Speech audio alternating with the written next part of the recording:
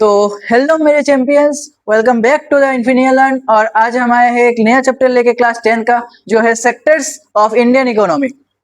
ठीक है, तो मैं अगर आपसे पूछूं कि सारे इंडिया में और इंडिया के बाहर सारे जो वर्कर्स लोग हैं, वो वर्कर लोग से 3 सेक्टर्स में काम करते हैं। तो क्या आप बता पाओगे कि ये 3 सेक्टर्स है क्या?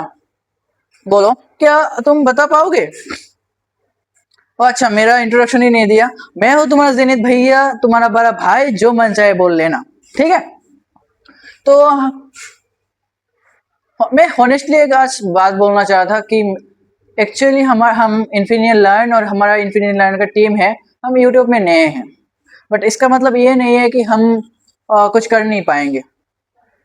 हमारा मिशन साफ है कि हम जैसे हमारे ऑफलाइन ब्रांच अंशटोपिया के साथ हम जो ग्रो कर रहे हैं, स्टूडेंट्स को ग्रो करवा रहे हैं, ऐसे ही हम हमारे ऑनलाइन ब्रांच इन्फिनिटी लर्न के साथ भी ग्रो करेंगे। ठीक है, ठीक है ना? तो चल, और बिना बकवास किए हमारा इस चैप्टर को आज स्टार्ट करते हैं। ठीक है,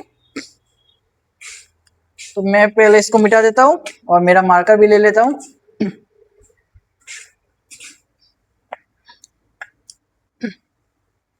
बाय द वे, थोड़ा मेरा गले में खांसी है। मेरा कभी हर टाइम ही थोड़ा ना थोड़ा खांसी रहता ही है।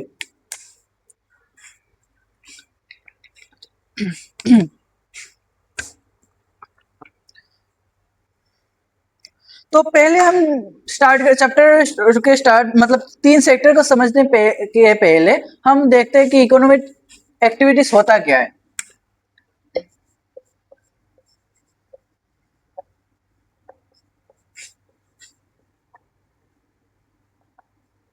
तुम्हारे बुक्स में भी पहले इकोनॉमिक एक्टिविटीज के बारे में ही बताया गया है, फिर जो सेक्टर्स है सेक्टर्स के बारे में बताया है। तो सिंपल सा फंडा है, जो जो एक्टिविटीज करने से तुम्हें पैसा मिलता है उसे हम इकोनॉमिक एक्टिविटीज बोलते हैं। ठीक है, जैसे कि डॉक्टर्स या नर्स,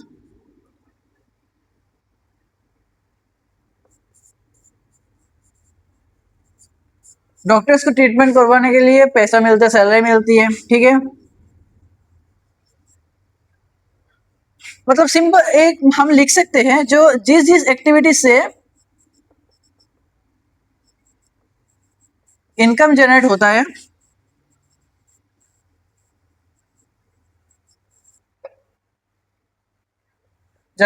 उसे हम इकोनॉमिक एक्टिविटीज बोलते हैं। ठीक है, इसके साथ साथ एक और टर्म में देख लो कि नॉन इकोनॉमिक एक्टिविटीज क्या है।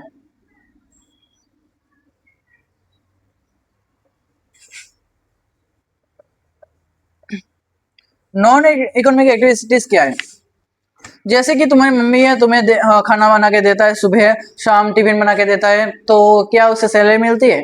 नहीं मिलती है।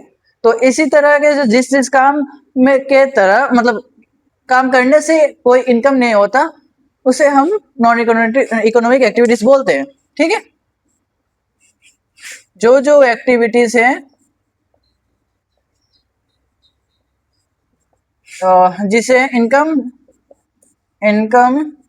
जनरेट नहीं होता, उसे हम नॉन इकोनॉमिक एक्टिविटीज बोलते हैं। ठीक है,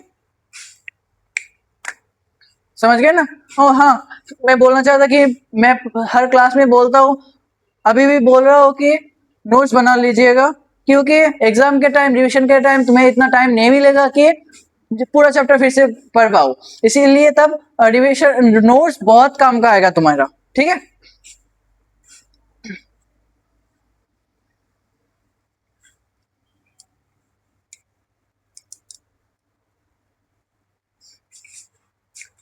अब आते हैं हमारे इस चैप्टर का मेन टॉपिक पे, जो है क्लासिफिकेशन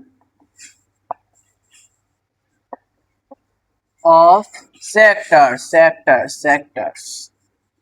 ठीक है, क्लासिफिकेशन ऑफ सेक्टर्स कैसे?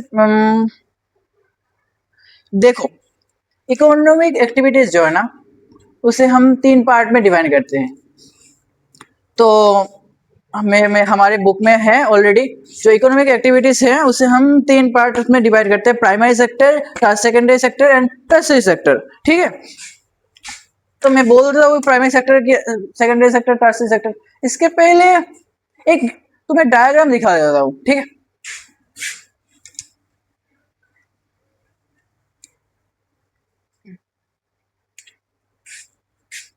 डायग्राम को लिख लो, classification of sector.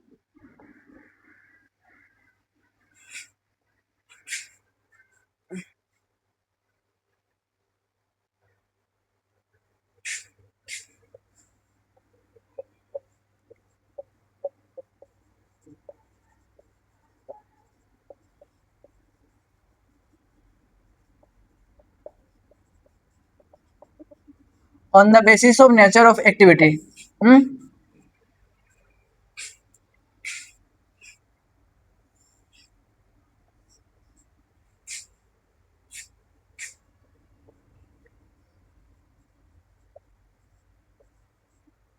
On the basis of employment condition.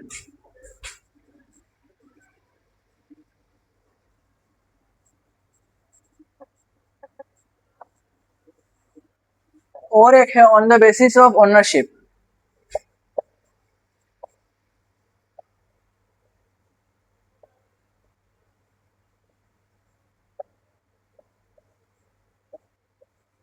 ये चैप्टर थोड़ा तुम्हें बोरिंग लग सकता है, बट इसमें से बहुत क्वेश्चन आता है एग्जाम में।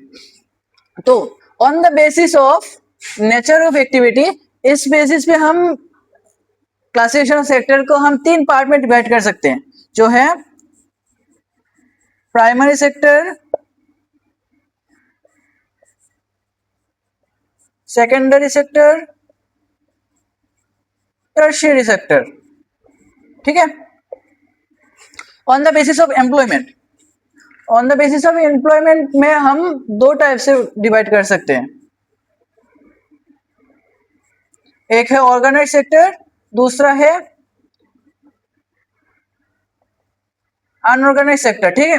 और and on the basis of ownership के बेसिस पे हम 2 टाइप से भी डिवाइड कर सकते, मतलब डिवाइड कर सकते हुए इस कंडीशन में भी, जो है पब्लिक सेक्टर और है प्राइवेट सेक्टर। पूरी डिटेल्स के साथ हम इस पूरी टेबल को हम समझेंगे पूरी चैप्टर में। इस चैप्टर में ये पूरा टेबल इंपॉर्टेंट है, सबसे इंपॉर्टेंट यही है, ठीक है।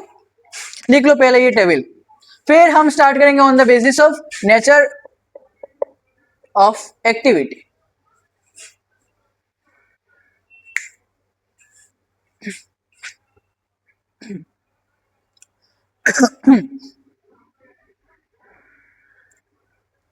ठीक है, हो गया, लिख लिया, नोट बना लिया। जो नहीं बना पाया पॉज करके बना लो, ठीक है।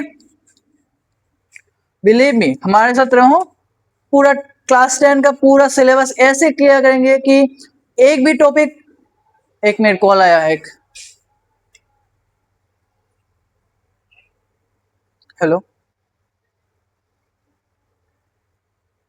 हाँ ठीक है, ठीक है। तो क्या वो कहा था मैं, हाँ क्लासिफिकेशन ऑफ सेक्टर मैंने बोल दिया था अभी, प्राइमरी सेक्टर, ठीक है।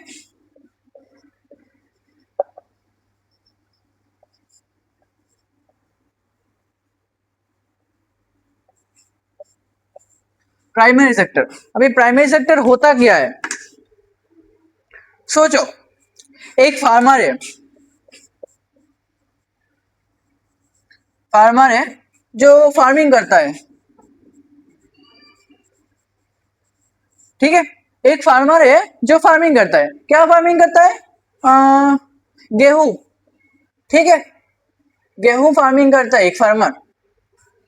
तो ये केस में क्या होता है कि जो प्रोडक्ट है ना, फार्मर ने जो प्रोड्यूस किया फार्मिंग के द्वारा, गेहूं प्रोड्यूस किया, वो डायरेक्ट रॉ मटेरियल्स, मतलब डायरेक्ट नेचर से मिल रहा है वो रॉ मटेरियल्स के हिसाब। तो हम जो रॉ मटेरियल्स मिल रहे हैं ना, डायरेक्ट हम जो नेचर से मिल रहा है, इसे हम प्राइमरी सेक्टर के अंदर बोलते हैं, ठीक है। जैसे कि एग्जांपल दे सकते हो, मैंने तो ये बोल दिया फार्मर का क्या है, एग्रीकल्चर। एग्रीकल्चर पूरा प्राइमरी सेक्टर के में आता है, ठीक है। उसके बाद आता है फिशिंग है, फिशिंग की डायरेक्ट हमें नेचर से मिलता है। फिर है क्या, माइनिंग है, माइनिंग है, ठीक है। तो ये सब हमें प्राइमरी सेक्टर, इसका मतलब प्राइमरी सेक्टर होता है जो हमें डायरेक्ट नेचर से मिलता है, डायरेक्ट नेचर से मिलता है, ठीक है। ये होता है प्राइमरी सेक्टर।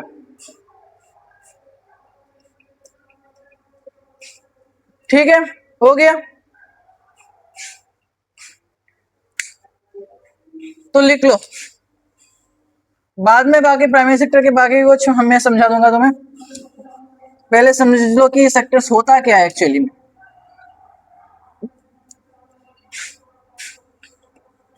फिर हमारा दूसरा सेक्टर है सेकेंडरी सेक्टर,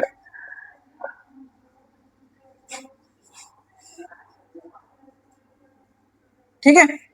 सेकेंडरी सेक्टर में क्या होता है, पहले हमने देखा प्राइमरी सेक्टर में एक किसान था, किसान भाई था, हमारा देश का किसान, हमारा देश का किसान,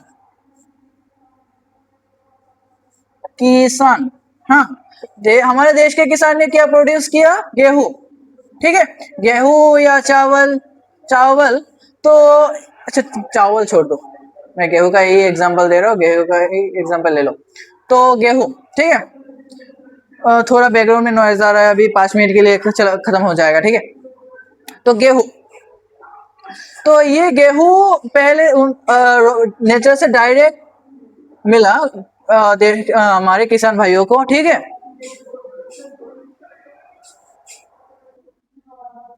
तो ये गेहूं जब रॉ मटेरियल्स है ना, ये गेहूं तो रॉ मटेरियल है, ये रॉ मटेरियल जब प्रोडक्ट में कन्वर्ट होगा, मतलब आई मीन ये गेहूं जब बिस्किट और ब्रेड में कन्वर्ट होगा या वगैरह वगैरह बहुत कुछ होता है ना, और इसमें कन्वर्ट होगा, तब इसे हम बोलते हैं कि प्रोडक्ट में कन्वर्ट हो गया, इसे बोलते हैं हम सेकेंडरी सेक्टर, ठीक है। जब ये गेहूं कन्वर्ट होके ब्रेड, बिस्किट वगैरह वगैरह में कन्वर्ट हो जाएगा, तब हम इसे बोलेंगे कि सेकेंडरी सेक्टर, ठीक है। मतलब हम सीधा सा बोल सकते हैं जो रॉ मटेरियल से प्रोसेसिंग करके हम जब प्रोडक्ट इसे बना लेते हैं, कुछ भी प्रोडक्ट, तब ही जो काम होता है इसे हम सेकेंडरी सेक्टर में इंक्लूड होता है, इसे हम सेकेंडरी सेक्टर बोलते हैं, ठीक है। समझ गए ना। अभी आते हैं हमारे तीसरे सेक्टर पे। हमारा तीसरा टॉपिक है tertiary sector, tertiary sector, tertiary sector हमारा थर्ड सेक्टर है। देखो, हमारे किसान भाई ने गेहूं प्रोड्यूस किया, गेहूं से सेकेंडरी सेक्टर में, ये प्राइमरी सेक्टर है, इसे ब्रेड बनाया, ठीक है। ये सेकेंडरी सेक्टर है। तो फैक्ट्री में तो ब्रेड बन गया, अभी ये ब्रेड तो तुम डायरेक्ट फैक्ट्री से नहीं खरीदोगे, ये जाएगा दुकान पे, कहाँ आएगा, दुकान पे, दुकान पे आने के बाद तुम ये दुकान से खरीदोगे, बाय फ्रॉम दिस, दुकान से खरीदोगे। तो दुकान में आने के लिए क्या चाहिए, ट्रांसपोर्टेशन चाहिए, ट्रांसपोर्टेशन, ट्रांसपोर्टेशन, ये ट्रांसपोर्टेशन जो है ना, ये बोलते टर्शियरी सेक्टर, सिर्फ ट्रांसपोर्टेशन नहीं। जहाँ देखो ब्रेड बनाने के, देखो एक दुकानदार ने कंपनी को ऑर्डर दिया कि मुझे 10,000 पैकेट चाहिए ब्रेड, तो कंपनी के पास हो सकता है इतना पैसा नहीं है, तो क्या होता है, ये कंपनी ले लेता है बैंक से लोन, कि जब वो दुकानदार मुझे पेमेंट कर देगा तो मैं बैंक को मैं लोन क्लियर कर दूंगा, ठीक है। तो ये बैंक भी टर्शियरी सेक्टर में इंक्लूड होता है। इसका मतलब सिंपल सा मतलब है, जो सेक्टर सर्विसेज प्रोवाइड करता है उसे हम टर्शियरी सेक्टर पढ़ते हैं, जो सेक्टर सर्विसेज प्रोवाइड करता है, जो सेक्टर सर्विसेज प्रोवाइड करता है उसे हम टर्शियरी सेक्टर बोलते हैं। टर्शियरी सेक्टर को हम थर्ड सेक्टर भी बोलते हैं, थर्ड सेक्टर ज्यादा यूज नहीं होता, टर्शियरी सेक्टर ही यूज होता है, ठीक है। तो हम लिख लिया ना, लिख लो लिख लो।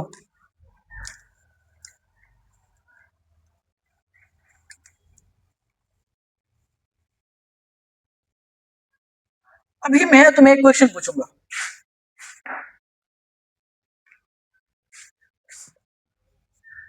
क्या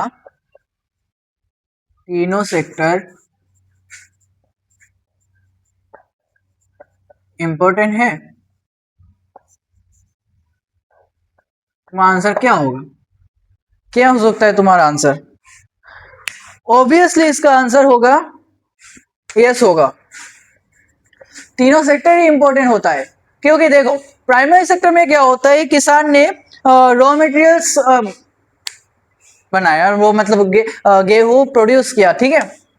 प्राइमरी सेक्टर में हमारे किसान भाई ने गेहूं उगाया, ठीक है। तो ये गेहूं फिर सेकेंडरी सेक्टर में ये गेहूं से ब्रेड बनाया। अगर ये गेहूं ना होता तो ब्रेड क्या बन पाता, है ना। अगर ये गेहूं ना होता तो क्या ब्रेड बन पाता? Obviously not. तो इसका मतलब है कि प्राइमरी सेक्टर बहुत इंपॉर्टेंट है। बट हम डायरेक्ट गेहूं तो नहीं खा सकते हैं ना, हमें तो ब्रेड बिस्कुट बना के खाना पड़ेगा। तो इसका मतलब है ब्रेड बिस्कुट भी चाहिए होता है, तो सेकेंडरी सेक्टर भी इंपॉर्टेंट है। फिर ब्रेड बिस्कुट तो हम जाके डायरेक्ट फैक्ट्री से नहीं खरीद सकते, दुकान से खरीदना पड़ेगा। हाँ, हो सकता है मैं डायरेक्ट फैक्ट्री से जाके खरीद के ले आऊं, फिर भी तो हमें ट्रांसपोर्टेशन चाहिए होगा। तो क्या होता है, टर्शियरी सेक्टर या ट्रांसपोर्टेशन भी हमें जरूरत होगा। फिर हमें जो ब्रेड खरीदना है, कंपनी को फोन करके तो बोलना पड़ेगा कि भाई मुझे इतना ब्रेड चाहिए होगा, या दुकानदार को फोन करके बोलना होगा कि भाई देखो मुझे इतना ब्रेड चाहिए होगा, तो फोन चाहिए होगा। ये फोन भी टर्शियरी सेक्टर में इंक्लूडेड है।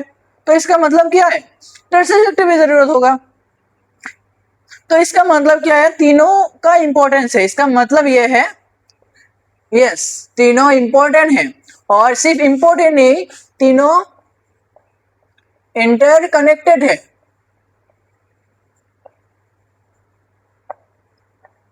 तीन दोस्तों के साथ एक दोस्त नहीं मिला तो कुछ नहीं, काम का नहीं होगा। ये बात दोस्तों की नहीं है, समझ रहे हो ना। ठीक है। अगर मैं फिर अगर कोई दिक्कत होगा क्लास को समझने में, या कुछ कुछ और भी जरूरत होगा तो हमें, और हमारे साथ रीच करना चाहते हो, तो हमारा वेबसाइट है infinialearn.ordo.com, ठीक है। हमें इसमें से रीच कर सकते हो। फिर आते हैं हमारे दूसरे टॉपिक पे।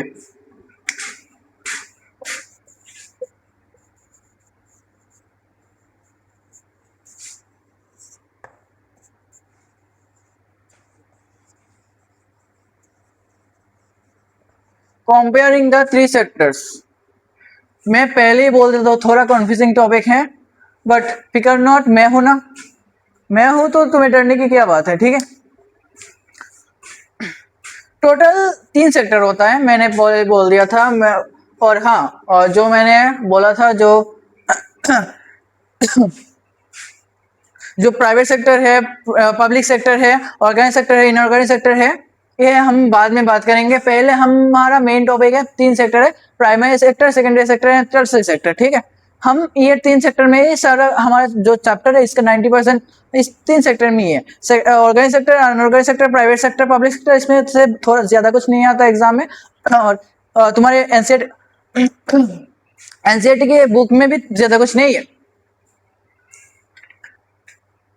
तो तो तो क्या होता है, जो प्राइमरी सेक्टर है, प्राइमरी, सेकेंडरी, टर्शरी, जो तीन सेक्टर है, तीन सेक्टर जीडीपी में कंट्रीब्यूशन तीनों का सेम नहीं होता, सेम नहीं होता तीनों का जीडीपी में कंट्रीब्यूशन।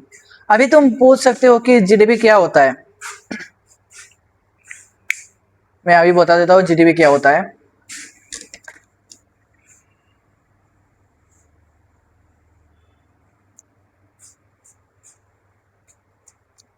क्या है term, GDP, GDP, GDP.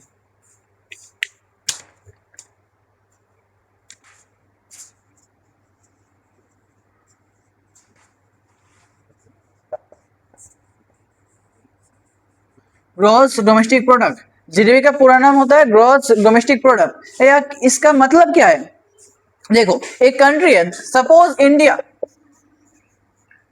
India में एक साल में जितना भी प्रोड्यूस होता है, जितना भी primary secondary and tertiary sector में total final goods and services का टोटल जो सम होता है ना एक साल के अंदर, उसे हम जीडीपी बोलते हैं। इंडिया में total final goods and services total एक साल के अंदर, एक साल के अंदर, इसे हम जीडीपी बोलते हैं। ठीक है, जीडीपी में तीन टॉपिक होता है जो इंपॉर्टेंट होता है। ये तीन टॉपिक समझने की जरूरत है। देखो, एक है प्राइमरी सेक्टर, एक है सेकेंडरी सेक्टर और एक है टर्शियरी सेक्टर। मैंने टर्शियरी सेक्टर मैंने पहले बताया था कि एक हमारे देश के किसान क्या उगाया था, देश के किसान ने हमारे गेहूं, हमारे देश के किसान ने गेहूं उगाया था, गेहूं। ठीक है, तो ये गेहूं कंपनी में जाके या कोई इंडस्ट्री में जाके ब्रेड में प्रोड्यूस हुआ, ब्रेड में कन्वर्ट हुआ। ठीक है, ये ब्रेड के ट्रांसपोर्टेशन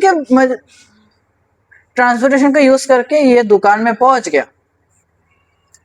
तो कंपनी क्या करता है, सेकेंडरी सेक्टर में जो इंडस्ट्री है, कंपनी क्या करता है कि देखो गेहूं का प्राइस इतना है, केजी का 15 रुपए किलो गेहूं। ठीक है, तो गेहूं कहाँ उगाया, खेत में से ट्रांसपोर्ट के इंडस्ट्री में लाने का खर्च कितना हुआ, पर केजी 5 रुपए, तो टोटल कितना हुआ 20 रुपए। तो कंपनी ने सोचा कि मुझे प्रोड्यूस करने में कितना लगा, मतलब ब्रेड से कन्वर्ट करके, गेहूं से कन्वर्ट करके ब्रेड में कन्वर्ट करने में मुझे लगा और 20 रुपए, तो कितना हुआ 40 रुपए। फिर कंपनी ने सोचा देखो 40 रुपए हो गया, अभी दुकान में ले जाने से कितना प्रॉफिट होगा, मतलब कितना खर्च होगा, 5 रुपए खर्च होगा, तो 5 रुपए। फिर सोचा मेरा तो खुद का प्रॉफिट कुछ नहीं है, कंपनी ने सोचा तो मेरा भी 5 रुपए एक्स्ट्रा प्रॉफिट के लिए रख देता हूँ। फिर सोचा कि दुकानदार भी तो प्रॉफिट करना चाहिए, तो और एक 5 रुपए इंक्लूड कर दिया, तो कितना हुआ 55। तो जब ब्रेड के पीछे लिखा था maximum MRP, maximum retail price 55। देखो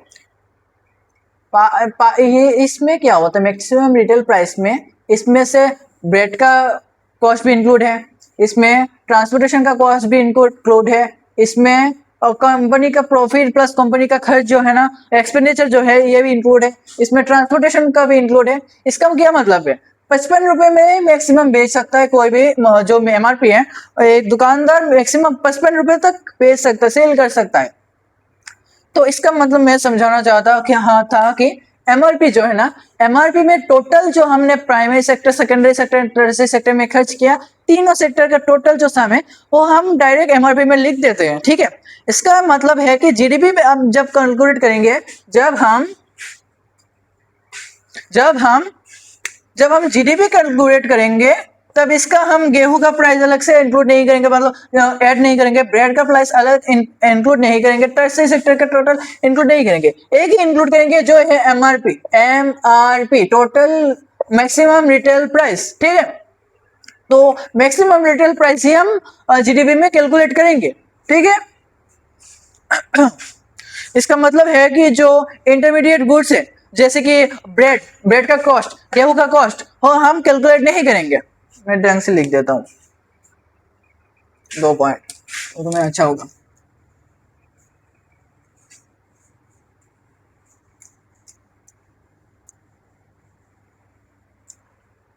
कहाँ है, इसमें क्या होता है, सिर्फ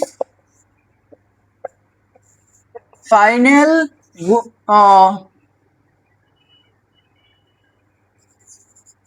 गुड्स एंड सर्विसेज का प्राइस इंक्लूड कैलकुलेट होता है, कैलकुलेट होता है। इसमें क्या होता और क्या होता है, मतलब इसका सिर्फ फाइनल गुड्स एंड सर्विसेज का कॉस्ट प्राइस जो है ना वो इंक्लूड होता है। इसका मतलब ये है कि जो नो इंटरमीडिएट कॉस्ट से कैलकुलेट होता है, तो लिख देता हूँ कि नो इंटरमीडिएट कॉस्ट का प्राइस इंक्लूड नहीं होता। ठीक है, मैंने पहले ही बोल दिया था कि जो हमारा फाइनल गुड्स एंड सर्विसेज का कॉस्ट है वो हम सिर्फ कैलकुलेट करते हैं, इसमें कोई इंटरमीडिएट कॉस्ट का प्राइस हम कैलकुलेट नहीं करते। ठीक है, तो ये होता है हमारा जीडीपी। देखो एक्चुअली जीडीपी एक लार्ज टॉपिक है, जब 11-12 में तुम जाओगे तो जीडीपी का एक अलग ही दुनिया देखोगे, बट 10 में हमें दिखाया गया कि सिर्फ फाइनल गुड्स एंड सर्विसेज का प्राइस ही कैलकुलेट होता है।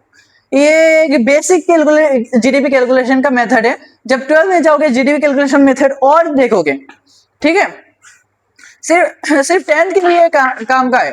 कोई किसी तुम्हारे भैया 12 के भैया को जाके बोलोगे कि देखो भैया कि जीडीपी कैलकुलेशन का हम कैसे करते हैं, फाइनल गुड्स एंड सर्विसेज का कॉस्ट टोटल जब एक साल के इंडिया में जो प्रोड्यूस होगा उसे हम बोलते हैं कि जीडीपी, टोटल जीडीपी बोलते हैं।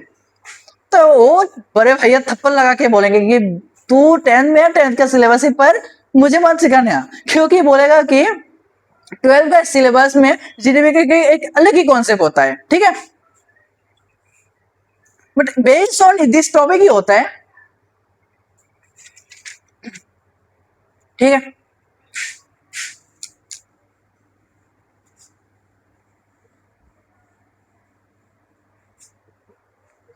अभी आते हैं हमारे दूसरे टॉपिक पे।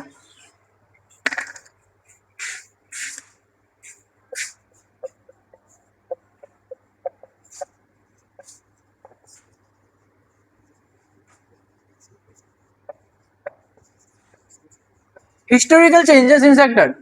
ठीक है, लिख लो point. Historical changes in sector में क्या होता है, पहले हम 3 फेज में इसे देखते हैं।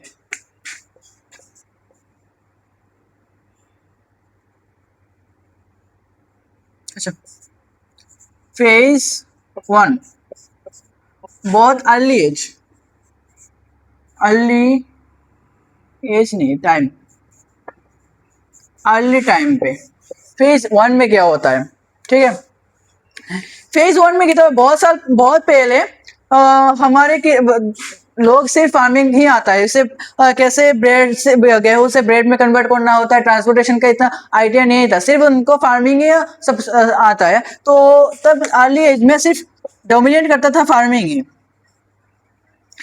ही सबको आता था। तो इस केस में क्या होता है, तो टोटल जीडीपी तब फार्मिंग से 19 अप्रोक्स 100% जीडीपी फार्मिंग से ही आता था जीडीपी का। तो इसमें क्या होता है, फेज 1 में फार्मिंग डोमिनेट करता था, डोमिनेंट। ठीक है, इसका फार्मिंग डोमिनेट करने का क्या मतलब, सिर्फ फार्मिंग नहीं, फार्मिंग और उसके बाद फिशिंग वगैरह वगैरह जो है ना वो डोमिनेट करता था। फार्मिंग डोमिनेट करने का क्या मतलब होता है कि प्राइमरी सेक्टर डोमिनेट कर रहा है। ठीक है, फार्मिंग डोमिनेट करने का मतलब ये होता है कि प्राइमरी सेक्टर डोमिनेट कर रहा है। ठीक है, हो गया। ये है फेज 1, बहुत पहले के, मतलब जब अर्ली टाइम में ये होता है। फिर आते हैं हम फेज 2 में,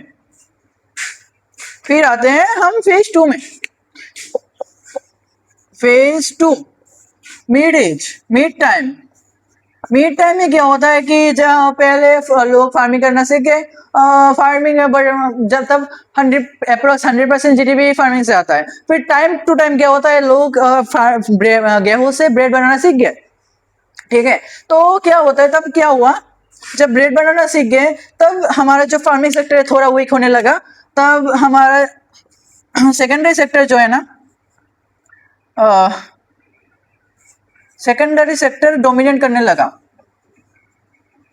क्योंकि डोमिनेट करने लगा, मशीनरीज आ गए, लोगों को गेहूं से ब्रेड बनाना सीख गए, मशीनरी से सीख गए। तो तब क्या होता है कि तब हमारा प्राइमरी सेक्टर से डोमिनेट थोड़ा कम हो गया, सेकेंडरी सेक्टर में डोमिनेट थोड़ा बढ़ गया। ठीक है, ये होता है फेज 2। एंड फेज 3 में क्या होता है, मैं इधर कहाँ लिख दो, फेज 3 ऊपर लिख देता हूँ।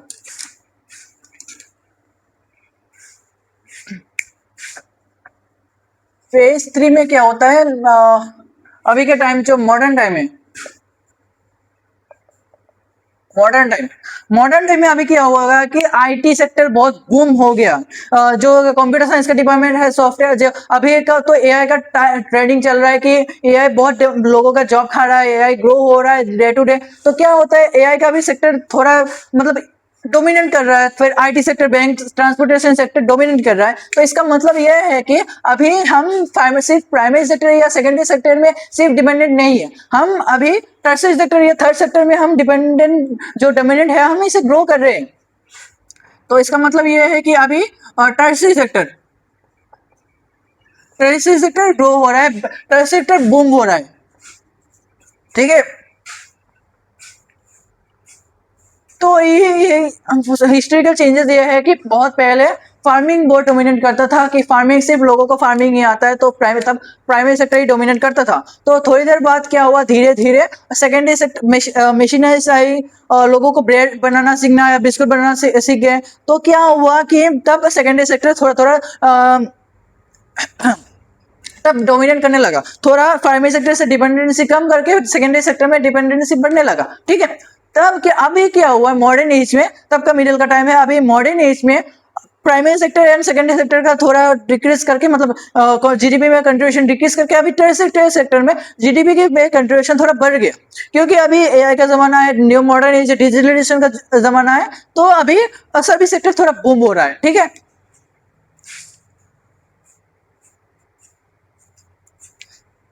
ये सिर्फ हमारे देश में नहीं है, इंडिया में नहीं है, ओवर वर्ल्ड में ऐसा ही होता है कि जब हम तो अभी डेवलपमेंट कंट्री से, डेवलपिंग कंट्री से, जो हमने पहले चैप्टर में पता चला था, मैंने बोला था कि भारत का भी जो रेट है वर्ल्ड बैंक के अनुसार, हम अभी डेवलपिंग कंट्रीज में है, ठीक है। तो क्या होता है कि हमारा अभी जो टर्सी सेक्टर है हमारा, हमारा देखो अभी सभी जगह पे एआई का नाम है, क्योंकि हमारा अभी ये ग्रो कर रहा है टर्सी सेक्टर। और देखो जैसे फॉर एग्जांपल अभी अमेरिका, अमेरिका में क्या हुआ कि अभी तो उसका टर्सी सेक्टर ऑलरेडी ग्रो हो चुका है, बूम हो चुका है, इसीलिए उनका जो जीडीपी कंट्रीब्यूशन है ना, जो टर्सी सेक्टर का, उनका बहुत ज्यादा है एज कम्पेयर टू इंडिया, ठीक है। तो ऐसा नहीं है कि हम ग्रो नहीं करेंगे, हम ऑलरेडी कर रहे हैं, ठीक है।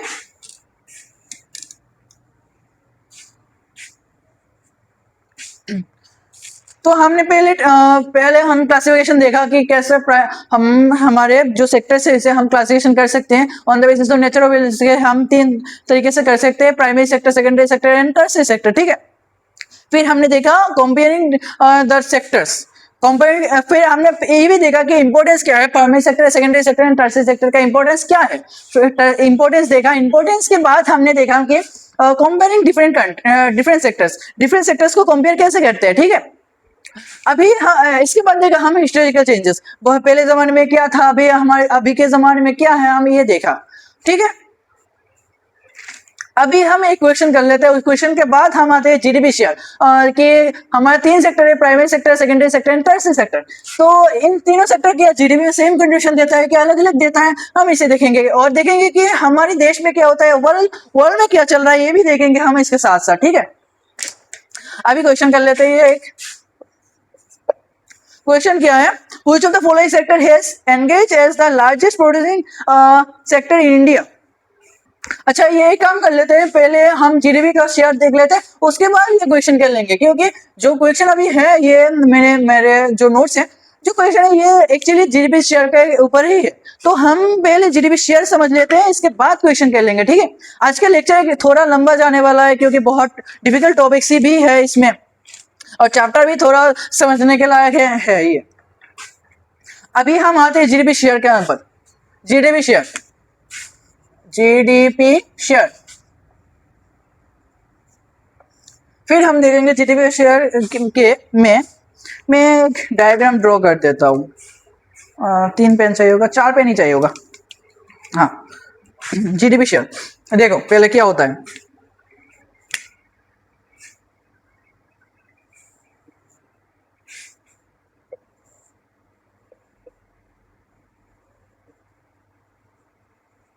ग्राफ तो देखा ही है होगा ऐसा। मैं बार डायग्राम ड्रॉ कर रहा हूँ,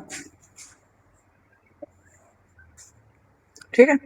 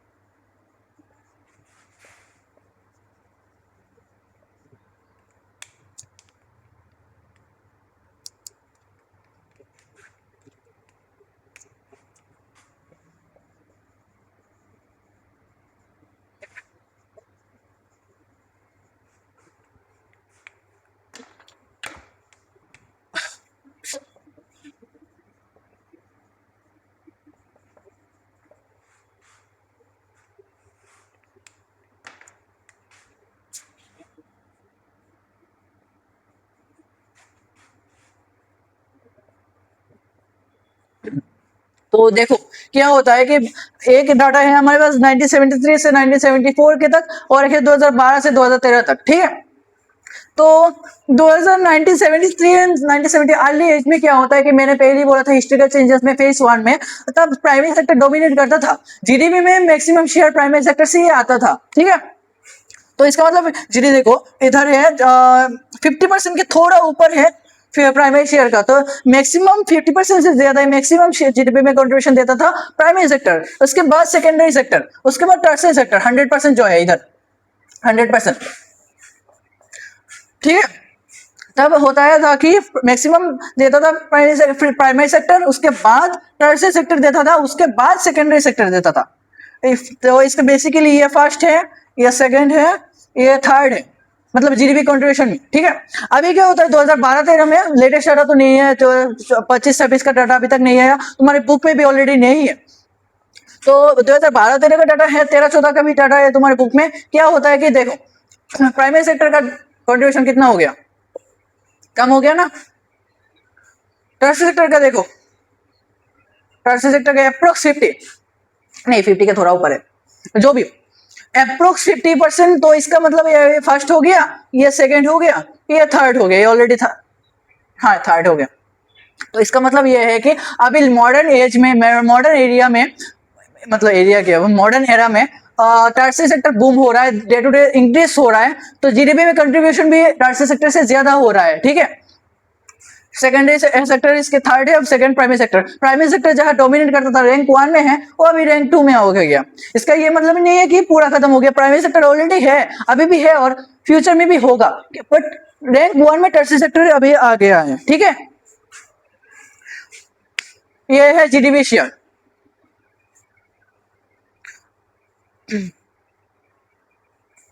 अभी जीडीपी शेयर तो समझ गए ना। अभी मैं तुम्हें समझाऊंगा कि टर्शियरी सेक्टर इतना बूम क्यों हो रहा है,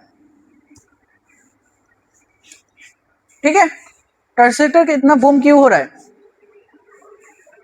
मुझे लगता है कि मुझे आज टर्शियरी सेक्टर क्यों बूम हो रहा है ये दिखाने के बाद क्लास खत्म करना चाहिए, आई थिंक। हाँ मैं अभी व्हाट इज टर्शियरी सेक्टर मतलब why tertiary sector is growing, ये मुझे समझा के आज का लेक्चर मैं खत्म कर दूंगा। अब बाकी मैं नेक्स्ट क्लासेस में समझा दूंगा, आई थिंक यही बेस्ट होगा, ठीक है ना। अगर देखता हूँ पहले समझा देता हूँ कि why tertiary sector is growing.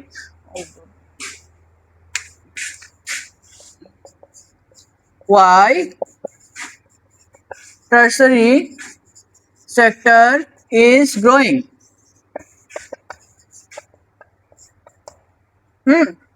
Why tertiary sector is growing? tertiary sector grow क्यों हो रहा है। ब्लू पेन कहा गया। हाँ तुम्हें क्या लगता है कि tertiary sector ग्रो क्यों हो रहा है, तुम्हें क्या लगता है।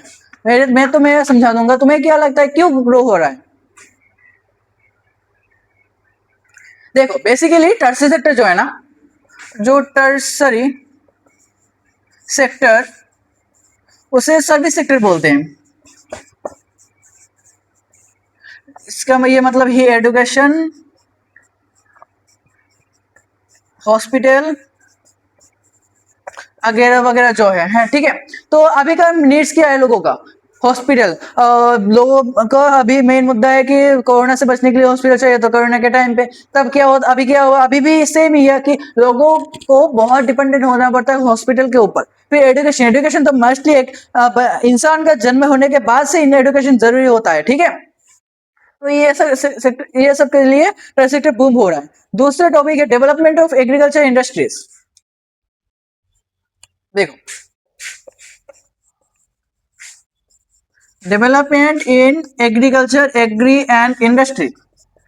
इंडस्ट्री तुम लिख लेना, समझ लेना, मैं सिर्फ ऐसे लिख रहा हूँ, तुम ध्यान से लिखना। Development in agriculture and industry. देखो, मैंने पहले ही बोला था कि गेहूं ज्यादा उगेगा तो इंडस्ट्री में ब्रेड बिस्कुट ज्यादा बनेगा। तो इसका मतलब यह है कि ब्रेड ज्यादा बनने के लिए बना तो टैक्स सेक्टर भी की जरूरत होगा, कि ज्यादा ट्रांसपोर्टेशन चाहिए होगा, ज्यादा लोन चाहिए होगा। तो इसका मतलब यह है कि अगर एग्रीकल्चर सेक्टर, प्राइमरी सेक्टर या सेकेंडरी सेक्टर दोनों में इंक्रीज हुआ, तब टैक्स सेक्टर ऑटोमेटिकली इंक्रीज हो जाएगा, ठीक है। फिर क्या होता है, इनकम।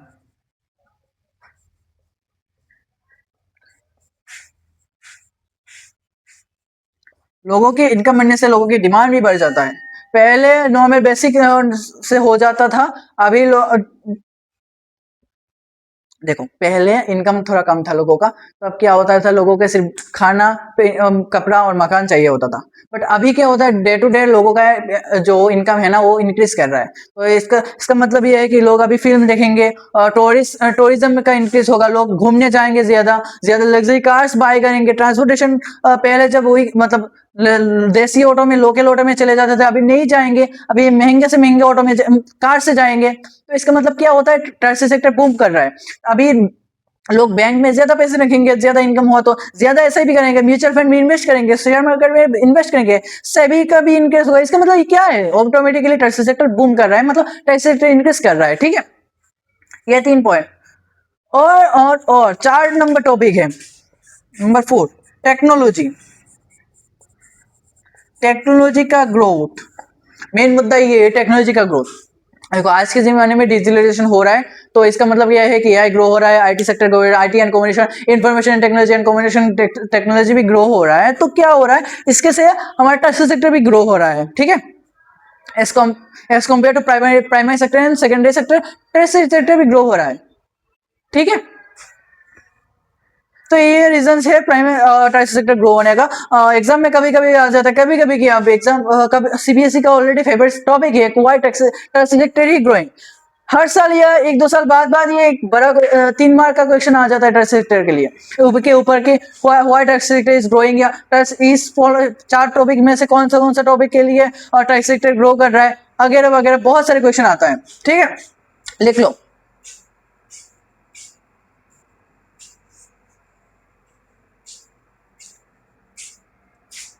लिख लिया।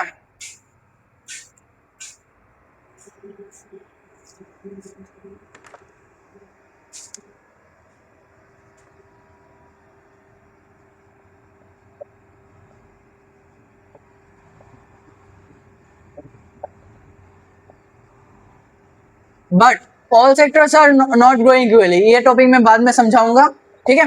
तो इसी के साथ हमारा इस आज का लेक्चर खत्म करते हैं। तो चैनल ऐसे वीडियोस के लिए, पार्ट 2 के लिए इस चैनल को सब्सक्राइब कर लेना और बेल आइकन को ऑन कर लेना, एंड लाइक शेयर तो करना ही करना है, ठीक है। तो आज के लिए क्लास यहाँ समाप्त करते हैं। थैंक यू, टाटा, बाय बाय, नमस्ते।